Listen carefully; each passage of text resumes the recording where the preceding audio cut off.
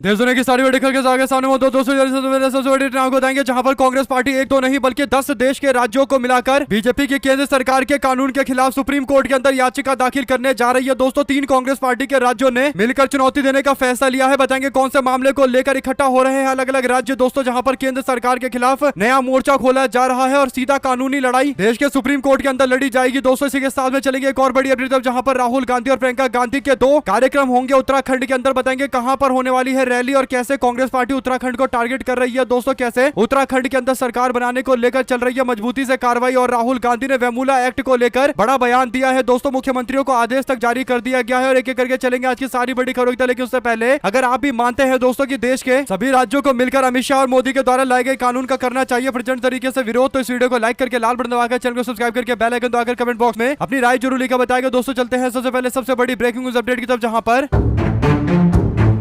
Congress party के महासचिव जयराम रमेश ने नई दिल्ली के अंदर पत्रकारों को बताया कि याचिका से पहले एक बड़ी तैयारी हो रही है, यानी कांग्रेस पार्टी अगले 10 दिनों के अंदर सुप्रीम कोर्ट का रुख करने जा रही है। दोस्तों कांग्रेस पार्टी राज्यों के 3 मुख्यमंत्री एक साथ आए हैं, यानी कांग्रेस पार्टी ने वर्किंग कमेटी के अंदर दिल्ली में स्पष्ट तौर पर बोला कि बीजेपी सरकार द्वारा लाए गए कानून का विरोध किया जाएगा। दोस्तों जिसमें कांग्रेस पार्टी के 3 शासित राज्य इकट्ठे हो रहे हैं, चाहे कर्नाटका हो, तेलंगाना हो या फिर केरल हो। दोस्तों तीनों राज्य ऐसे राज्य है जहां पर अच्छा खासा पैसा राज्य सरकार को खनन से आता है। दोस्तों और बीजेपी की सरकार ने खनन को लेकर एक नया नियम बनाया है, mines and minerals development and regulation act यानी MMDRA एक्ट नाम का एक कानून पास किया गया है। दोस्तों राज्यों के खनिज अधिकारों और खनिज युक्त भूमि पर टैक्स लगाने की शक्तियों को सीमित करने का प्रयास करता है, यानी राज्य के संसाधन जिसका खनन होता है दोस्तों उस पर राज्य सरकार का पूरा अधिकार होना चाहिए। लेकिन उस अधिकार को कानून लाकर बीजेपी की सरकार ने कम किया है, जिससे राज्य के अंदर पैसा कम बन पाएगा, यानी राज्य का रेवेन्यू कम हो पाएगा दोस्तों, जिससे राज्य के विकास के कई योजनाओं पर सीधा फर्क पड़ेगा। केरल के कांग्रेस पार्टी सरकार और मुख्यमंत्री वी.डी. सतीशन ने प्रधानमंत्री को याद दिलाया कि सुप्रीम कोर्ट ने कहा था कि खनन अधिकार पर जो रॉयल्टी दिया जाता है वो टैक्स के बराबर नहीं होगा, यानी केंद्र सरकार को मिलने वाले रॉयल्टी को टैक्स नहीं माना जाएगा और इसीलिए राज्य सरकार खनिज अधिकार पर टैक्स लगाने की शक्ति रखती है, यानी राज्य सरकार अपने तरीके से टैक्स लगाना चाहती है। कर्नाटका के उप मुख्यमंत्री जी परमेश्वर ने भी सुप्रीम कोर्ट के 2024 के फैसले का हवाला देते हुए कहा कि राज्य सूची की लिस्ट नंबर 49 और 50 के तहत राज्य के विधायी और वित्तीय शक्तियों की पुष्टि होती है, यानी राज्य सरकार के पास ये शक्ति है कि वो खनन पर टैक्स लगाकर राज्य का रेवेन्यू इकट्ठा करे। ऐसे में बीजेपी सरकार ऐसा करने से हमको नहीं रोक सकती है। दोस्तों कुल मिलाकर इस मामले को लेकर अब अलग अलग पार्टियों का समर्थन जुटाया जा रहा है और देश के अंदर कम से कम 10 ऐसे बड़े राज्य हैं दोस्तों जो खनन से अच्छा खासा टैक्स वसूल करते हैं दोस्तों, यानी झारखंड जैसा राज्य जहां पर खनन से अच्छा खासा पैसा आता है, जिस कारण से झारखंड के अंदर कई सारी लोगों की योजनाएं चल रही है, चाहे माई बहन योजना हो या फिर कई आदिवासी समाज से जुड़े हुए योजनाएं हो, और ये सारी योजनाएं इस नए कानून के कारण प्रभावित होगी। और इसीलिए झारखंड मुक्ति मोर्चा ने कहा कि राज्य के अंदर ऐसा बड़ा संघर्ष होगा जो कभी नहीं जैसा होगा, यानी बहुत बड़ा प्रचंड आंदोलन करेंगे और झारखंड मुक्ति मोर्चा भी साथ में आने को तैयार है दोस्तों। इसके बाद आंध्र प्रदेश से भी बातचीत की जा रही है, यानी आंध्र प्रदेश में चंद्रबाबू नायडू से बातचीत की जा रही है, जिनके पास अच्छा खासा पैसा राज्य सरकार का पैसा कोयला से आता है, चूना पत्थर और बॉक्साइट के खनन से आता है दोस्तों। ऐसे ही उड़ीसा एक राज्य है जहां पर सबसे ज्यादा पैसा खनन के लिए आता है, राज्य सरकार के पास खनन से आता है दोस्तों। ऐसे में उड़ीसा के अंदर बेशक बीजेपी के मुख्यमंत्री साथ में आने को तैयार हो ना हो, लेकिन बीजू जनता दल को साथ में रखा जा सकता है। ऐसे ही छत्तीसगढ़ के अंदर मुख्यमंत्री पर दबाव बनाने की कोशिश की जाएगी दोस्तों। राजस्थान के अंदर अच्छा खासा पैसा खनन से आता है और इस राज्य सरकार पर दबाव बनाया जाएगा साथ देने के लिए। ऐसे ही मध्य प्रदेश के अंदर भी खनन से पैसा आता है दोस्तों, तो राज्य सरकार के ऊपर इस कानून का विरोध करने का दबाव रहेगा। गोवा के अंदर भी दबाव रहेगा। तो कुल मिलाकर कांग्रेस पार्टी 10 राज्यों में या तो मुख्य विपक्षी दल या फिर सत्ताधारी दल के लोगों को साथ में लेकर एक मोर्चा खोलने जा रही है और देश के सुप्रीम कोर्ट के अंदर इस मामले को पहुंचाया जाएगा दोस्तों। 10 दिनों का टाइम लिया गया है, जहां पर ज्यादा से ज्यादा समर्थन जुटाया जा रहा है और सुप्रीम कोर्ट में इस मामले पर बहस होगी दोस्तों। और कोर्ट ने पहले भी इस तरीके का आदेश दिया था समर्थन में, तो उम्मीद कर सकते हैं कि इस कानून को एक बार फिर से तगड़ा झटका लगेगा और शाह के द्वारा लाए गए कानून को गिरने से कोई नहीं रोक सकता। आप लोग की क्या राय है लिखकर जरूर बताएगा। चलते हैं एक और बिग न्यूज अपडेट की तरफ, जहां पर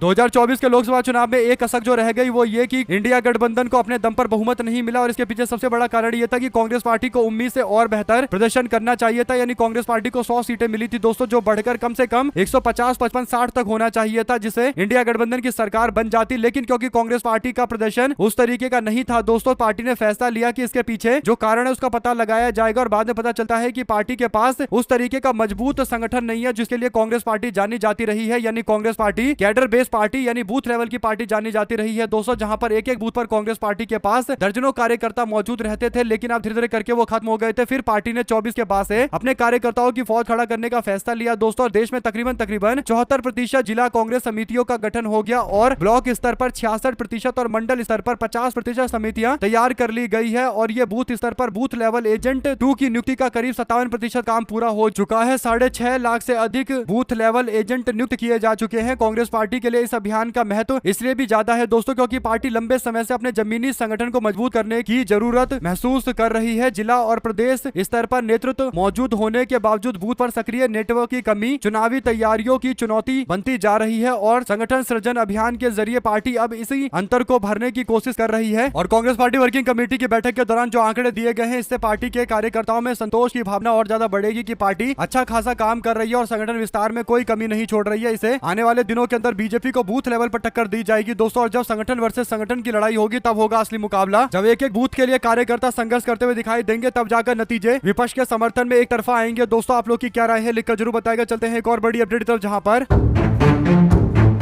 उत्तराखंड के अंदर कांग्रेस पार्टी ने एक बड़ा प्लान तैयार किया है दोस्तों। प्लान यह है कि राहुल गांधी और प्रियंका गांधी की 2 रैलियां उत्तराखंड के अंदर करवाई जाए। राहुल गांधी रुद्रप्रयाग और हरिद्वार के अंदर रैली करते हुए दिखाई देंगे दोस्तों, जबकि भारतीय राष्ट्रीय कांग्रेस की महासचिव प्रियंका गांधी वाड्रा भी अल्मोड़ा और गौचर के अंदर सभाएं करेंगी दोस्तों, यानी 2 सभाएं उनकी और 2 सभाएं इनकी होने जा रही है। टोटल 4 सभाएं ये कराएंगे केवल सितंबर महीने के अंदर में। इसके बाद उत्तराखंड के अंदर पार्टी और ज्यादा सक्रिय होगी दोस्तों। कुल मिलाकर राहुल गांधी जो मैदानी क्षेत्र है उसे टारगेट कर रहे हैं, जबकि प्रियंका गांधी पहाड़ी क्षेत्रों में दबदबा दिखाने के लिए कांग्रेस पार्टी को मजबूत रखने के लिए रैलियां करेंगी दोस्तों, और रैली को लेकर सब कुछ अंतिम लिस्ट फाइनल कर दिया जाएगा। लेकिन अभी जो तैयारियां चल रही है उत्तराखंड को लेकर जोर शोर से चल रही है। पार्थ दास नाम के साइकोलॉजिस्ट बताते हैं कि उत्तराखंड के अंदर स्थिति ऐसी है कि कांग्रेस पार्टी अगर सही से काम करे तो राज्य के अंदर पार्टी आराम से सरकार बना लेगी। उन्होंने 18 विधानसभा क्षेत्र, जिसमें थराली से लेकर कर्णप्रयाग और यमुनोत्री, गंगोत्री, बद्रीनाथ, पुरोला, केदारनाथ और रुद्रप्रयाग से लेकर घनसाली, देवप्रयाग और नरेंद्र नगर से लेकर प्रताप नगर और टेहरी, धनौटी से लेकर चक्राता और विकास नगर, शाहजपुर और धर्मपुर से होते हुए कई सारी सीटों का उन्होंने पूरी तरीके से एनालिसिस किया दोस्तों। उन्होंने कहा कि मुझे ये लगता है कि बीजेपी इन सारी सीटों पर अपने वोटर को यानी अपने मतदाताओं को खोने जा रही है। बड़ी संख्या में मतदाता इस बार बीजेपी को इन सीटों पर वोट नहीं करेंगे। उन्होंने कहा कि जो मैंने आंकड़े जुटाए हैं वो मुझे इन सारे क्षेत्रों से पता चलता है कि जो हिंदू मतदाता है वो 35% कांग्रेस के साथ में है, 42% बीजेपी के साथ में है, और जो उत्तराखंड की लोकल पार्टी है उत्तराखंड क्रांति दल उसके साथ में 17% है, और अदर्स को 7% मिल रहा है। यानी यूकेडी पार्टी इस बार एक बड़ी भूमिका निभा सकती है, और ऐसे में कांग्रेस पार्टी उम्मीद कर सकती है कि वो यूकेडी पार्टी के साथ में गठबंधन करे तो राज्य के अंदर एक नया समीकरण दिखाई दे। एक तो लोकल पहचान वाली पार्टी यूकेडी पार्टी होगी, तो इससे कांग्रेस पार्टी की स्थिति और ज्यादा मजबूत होगी और कांग्रेस पार्टी और ज्यादा उत्तराखंड के लोगों के बीच में अपना स्थिति मजबूत रख पाएगी दोस्तों। ऐसे में पार्टी के लिए यह भी एक हिदायत है कि उनको लोकल पार्टियों का जो ऑप्शन है उनके साथ में भी जुड़ना चाहिए। अब देखते हैं आगे क्या फैसला लिया जाता है, लेकिन उत्तराखंड के लिए कांग्रेस पार्टी पूरी ताकत लगाए हुए है। कारण यह है कि उत्तराखंड से रिस्पॉन्स भी बहुत तगड़ा मिल रहा है। साथ साथ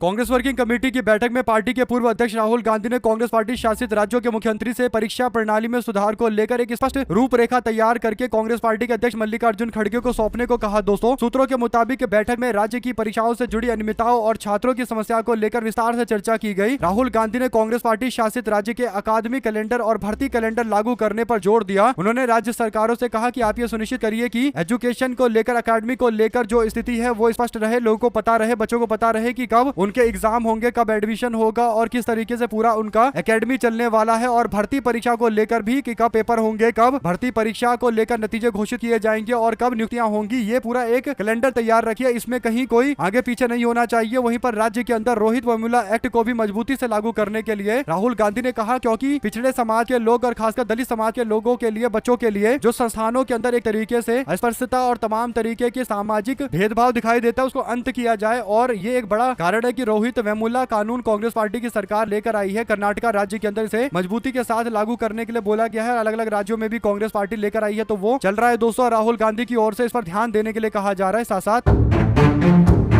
उत्तराखंड के अंदर राहुल गांधी एक छात्रों की गूंज कार्यक्रम देहरादून में पहले कर चुके हैं, लेकिन देहरादून और उत्तराखंड के अंदर पार्टी अपनी स्थिति को मजबूत करने के लिए कई और तरीके की ताकत लगाना चाहती है दोस्तों, और यही एक बड़ा कारण है कि पार्टी ने उत्तराखंड के युवाओं को साधने की रणनीति बनाई है। राहुल गांधी 15 सितंबर को प्रदेश के विभिन्न शहरों के अंदर छात्रों की गूंज कार्यक्रम में शामिल होंगे। नैनीताल, हल्द्वानी समेत शहर में प्रस्तावित इन कार्यक्रमों के माध्यम से अधिक युवाओं और छात्रों को जोड़ने की तैयारी चल रही है। कार्यक्रम में केंद्र की मोदी सरकार के कार्यकाल में विभिन्न प्रतियोगी परीक्षाओं में कथित धांधली, पेपर लीक और परीक्षा रद्द होने के मुद्दे को जोर शोर से उठाया जाएगा। छात्रों की गूंज कार्यक्रम को लेकर पार्टी ने कहा था कि लगभग सभी शहर के अंदर उनकी ये सभा होगी, और यहाँ तक कि पार्टी ने कहा है कि 800 जो छोटे बड़े शहर हैं और जो कस्बे हैं वहां पर भी हम ऐसा करेंगे। तो कुल मिलाकर 800 के आसपास का आंकड़ा तय किया गया, जो अपने आप में बहुत बड़ा संख्या होता है। इसका मतलब लगभग देश के हर कोने को कवर कर लिया जाएगा, और इसी रणनीति के तहत पार्टी उत्तराखंड के अंदर काम कर रही है। तो कहने का मतलब केसी वेणुगोपाल हो या फिर प्रियंका गांधी हो या फिर पार्टी के और वरिष्ठ नेता हो, सबके सब इस युवा कार्यक्रम में दिखाई देंगे। यानी कांग्रेस पार्टी की रणनीति अगले चुनाव को लेकर युवाओं के इर्द गिर्द रहेगी, और छात्रों की गूंज कार्यक्रम इसीलिए बहुत ज्यादा महत्वपूर्ण हो जाता है। साथ साथ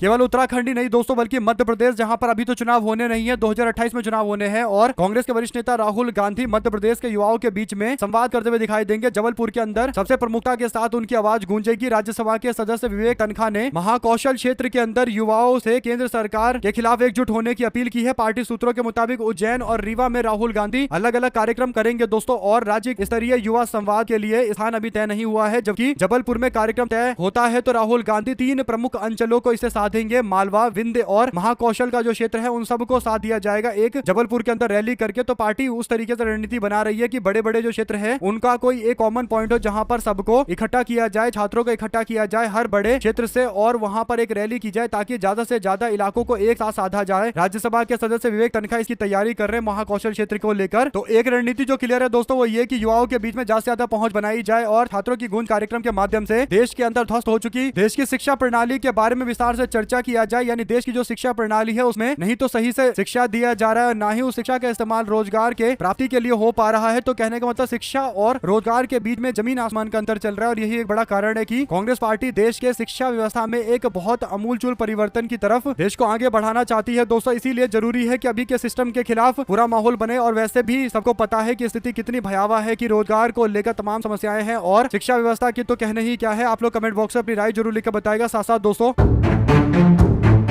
जहां पर एक और देश भर के अंदर शिक्षा व्यवस्था को सुधारने के लिए लगातार संघर्ष चल रहा है, तो दूसरी तरफ एक नए तरीके के आंदोलन को तूल देने की कोशिश की जा रही थी। ये पूरा अपडेट है दोस्तों कॉकरोच जनता पार्टी के धर्मेंद्र प्रधान के इस्तीफे की मांग को लेकर हुए सफल आंदोलन के बाद एक नए तरीके का संगठन बनाया गया, रिजर्वेशन हटाओ आंदोलन नाम का। अभी RHA नाम का जो ये संगठन बनाया गया, और सोशल मीडिया पर इसका समर्थन लगभग 54 लाख के आसपास लोग करते हुए दिखाई दे रहे थे, और कहा जा रहा था कि ये कॉकरोच जनता पार्टी के बाद देश के अंदर एक और बड़ी मुहिम बनेगी, RHA नाम की मुहिम बनेगी, और ये लोग जंतर मंतर पर आकर प्रदर्शन करेंगे दोस्तों। आज 21 तारीख है, आज ही इनका प्रदर्शन होने वाला था, लेकिन दिल्ली पुलिस ने कहा कि हमने कोई भी इनको परमिशन नहीं दिया है। रिजर्वेशन रिफॉर्म लाने के नाम पर, यानी रिजर्वेशन हटाओ के नाम पर ये मुहिम चला रहे थे, और यहाँ आकर दिल्ली में जंतर मंतर प्रदर्शन करने वाले थे। लेकिन BNS की धारा 163 लागू कर दी गई, और किसी भी तरीके का कानूनी उल्लंघन कानून के खिलाफ माना जाने के बाद सख्त से सख्त कार्रवाई की जाएगी। यानी सेक्शन 163 BNS के इस्तेमाल के साथ ही दिल्ली पुलिस ने स्पष्ट कर दिया है कि वो किसी भी तरीके से इस मामले पर प्रदर्शन नहीं करने देंगे। आप लोग की क्या राय है लिखकर जरूर बताएगा। हालांकि भाजपा के जो समर्थक हैं वो इस पर और भड़केंगे दोस्तों, खासकर जो रिजर्वेशन के खिलाफ है और ज्यादातर बीजेपी के सपोर्टर हैं, तो वो कहेंगे कि बीजेपी वाले इनको आंदोलन नहीं करने दे रहे, जानबूझकर नहीं करने दे रहे, बीजेपी वाले सवर्ण विरोधी हैं, और इस तरीके की बातें अब चलने वाली है। आप लोग इस पर अपनी राय जरूर लिखकर बताएगा। साथ साथ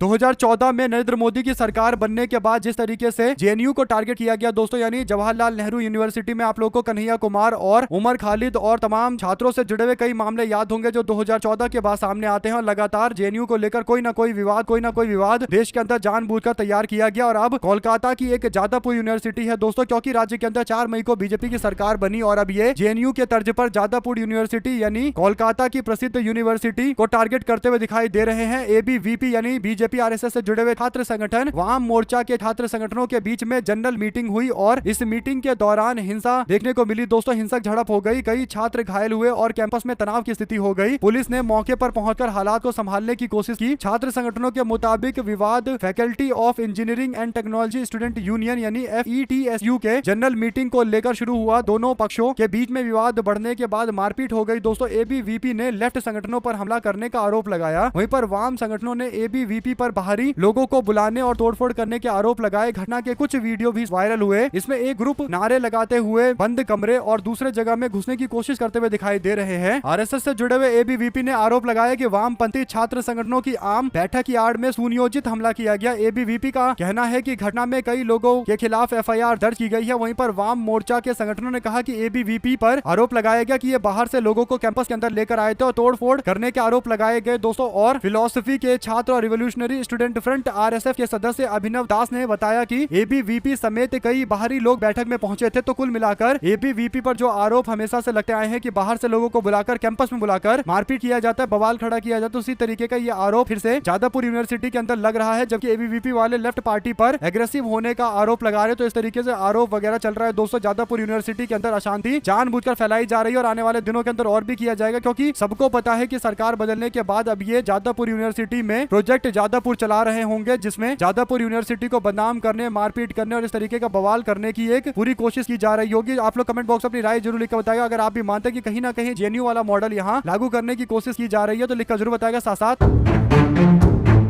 देश के अंदर लगातार महंगाई बढ़ती जा रही है और इसका सबसे ज्यादा असर अभी अगर किसी पर दिखाई देता है तो चीनी पर दिखाई देता है। यानी भारत के अंदर जो चीनी है दोस्तों, उसकी कीमतें लगातार बढ़ती चली जा रही है। इतनी ज्यादा बढ़ रही है कि अब लोगों के कंट्रोल से बाहर चलती चली जा रही है। और इसके पीछे केवल एकमात्र जो बड़ा सबसे कारण है वो एथेनॉल का प्रोडक्शन है। यानी भाजपा सरकार देश के अंदर पेट्रोल में 20% एथेनॉल मिला रही है। दोस्तों, जो एथेनॉल गन्ने के फसल से बनता है, जिससे चीनी भी बनता है, और ऐसे में गन्ने के फसल से एथेनॉल बनाने में ज्यादा गन्ना खपा दिया जा रहा है तो चीनी कम बनाया जा रहा है। प्रोडक्शन देश के अंदर कम, या यूं कहिए कि जो प्रोडक्शन हो रहा है उसे डाइवर्ट, उसे एक तरफ कर दिया जा रहा है एथेनॉल बनाने के लिए। यही बड़ा कारण है कि देश के अंदर चीनी की कीमतें लगातार बढ़ती चली जा रही है दोस्तों। और जो चीनी भारत दुनिया भर के अंदर भेजता था, यानी नेट एक्सपोर्टर भारत हुआ करता था, आज की स्थिति में भारत अलग अलग देशों से चीनी मंगवा रहा है दोस्तों। और यही बड़ा कारण है कि चीनी के दाम बढ़ना और एथेनॉल वगैरह को लेकर भाजपा सरकार के दावों के बीच में मिलान देखने के बाद लोग समझ गए कि एथेनॉल के नाम पर ये देश के अंदर चीनी महंगा करवा दे रहे हैं। यानी आम जनता के प्लेट से चीनी गायब करके पेट्रोल के अंदर 20% एथेनॉल मिला दे रहे हैं। यानी कहते हैं कि तेल हमको कम मंगाना पड़ेगा दुनिया से, लेकिन चीनी बाहर से मंगाने के लिए तैयार है। अब इस पर बीजेपी के बिहार के मंत्री हैं दोस्तों श्रवण कुमार, जिनका कुछ दिनों पहले अपने गांव के अंदर जोरदार विरोध हुआ था और भगाए गए थे। अब वो एक बयान देते हुए कहते हैं कि अब चीनी लोग कम खा रहे हैं, कोई फर्क नहीं पड़ेगा। यानी चीनी की कीमतें लगातार बढ़ती चली जा रही है और मंत्री का ये बेशर्मी वाला बयान आता है कि लोग चीनी कम खा रहे हैं, कोई फर्क नहीं पड़ेगा। दो शब्द जरूर लिखकर बताएगा दोस्तों इस तरीके की मानसिकता वाले, इस तरीके के मंत्री के टिप्पणी के बारे में। साथ साथ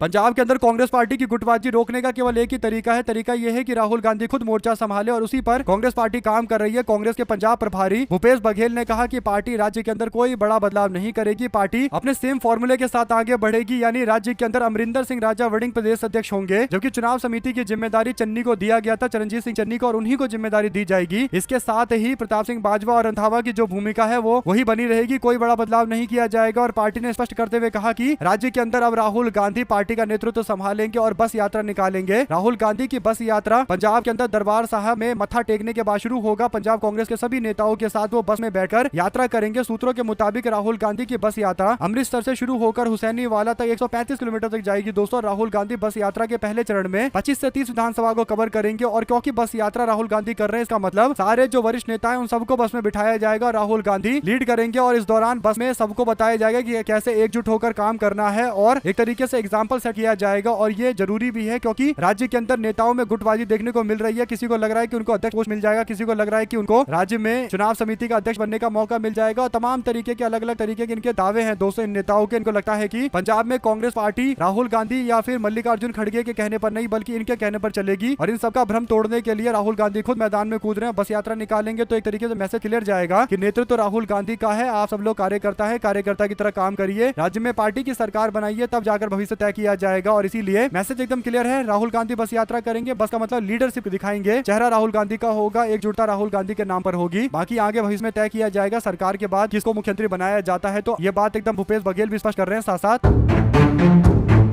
बीजेपी के लोग वंदे मातरम को लेकर जबरदस्त तरीके से बवाल कर रहे हैं दोस्तों और कांग्रेस पार्टी पर आरोप लगा रहे हैं कि कांग्रेस पार्टी ने वंदे मातरम को विभाजित कर दिया है, दो टुकड़ों में बांट दिया है, टुकड़े टुकड़े कर दिए हैं। तो इस पर बीजेपी के नेता और जो राष्ट्रीय अध्यक्ष दोस्तों नितिन नवीन, जो बांकीपुर का विधानसभा चुनाव हार गए, अपने घर की सीट हार गए दोस्तों, तो अब बीजेपी के राष्ट्रीय अध्यक्ष के बड़े बड़े दावे के बीच में कीर्ति आजाद ने एक बड़ी बात कही। उन्होंने कहा कि मैं नितिन नवीन जी को अपने सामने बुलाना चाहता हूँ। नितिन नवीन जी, मेरे सामने आकर आप एक बार बिना कहीं देखे हुए राष्ट्रीय गीत गा दे तो मैं आपको मान जाऊंगा। यानी नितिन नवीन को ये चुनौती चुनौती है और ये चुनौती स्वीकार करनी चाहिए। बल्कि नितिन नवीन को एक वीडियो क्लिप दिखाना चाहिए बिना कटपिट किए हुए, उनको एक वीडियो रिकॉर्ड करवाना चाहिए जिसमें वो वंदे मातरम सुजलाम सुफलाम मलयज शीतलाम इस तरीके से पूरा वंदे मातरम गाते हुए वीडियो बनाकर डालना चाहिए, ताकि लोगों को पता चले कि वंदे मातरम को लेकर जो भाजपा लड़ाई लड़ रही है, वंदे मातरम का जो 2 टुकड़े बीजेपी नहीं होने देना चाहती, जो भाजपा दावा कर रही है, तो बीजेपी वाले वंदे मातरम पूरा सुना देंगे। अगर आप भी मानते हैं दोस्तों की बीजेपी के नेता या राष्ट्रीय अध्यक्ष तो छोड़िए, बीजेपी में एक से बढ़कर एक जो तुर्रम खान होगा, जो बड़े बड़े स्कॉलर बैठे होंगे, जो तथाकथित अपने आप को स्कॉलर मानते भी हैं, वो लोग भी अगर आ जाए तो भी उनसे वंदे मातरम का सही से उच्चारण और शुद्ध उच्चारण के साथ में वंदे मातरम पूरा नहीं हो पाएगा, ये तो स्पष्ट है। लेकिन इनको लगता है कि वंदे मातरम में ये मुद्दा उठाएंगे तो फिर देश के अंदर एक बहस छिड़ेगी और कांग्रेस पार्टी को एक स्टैंड लेना पड़ेगा और इसके बाद कांग्रेस पार्टी पर दबाव भी रहेगा। इनको लगता है कि हर बार एक ही मुद्दा उठाकर अपने पक्ष में माहौल बना लेंगे, लेकिन ये मुद्दे ज्यादा दिन चलते नहीं है। साथ साथ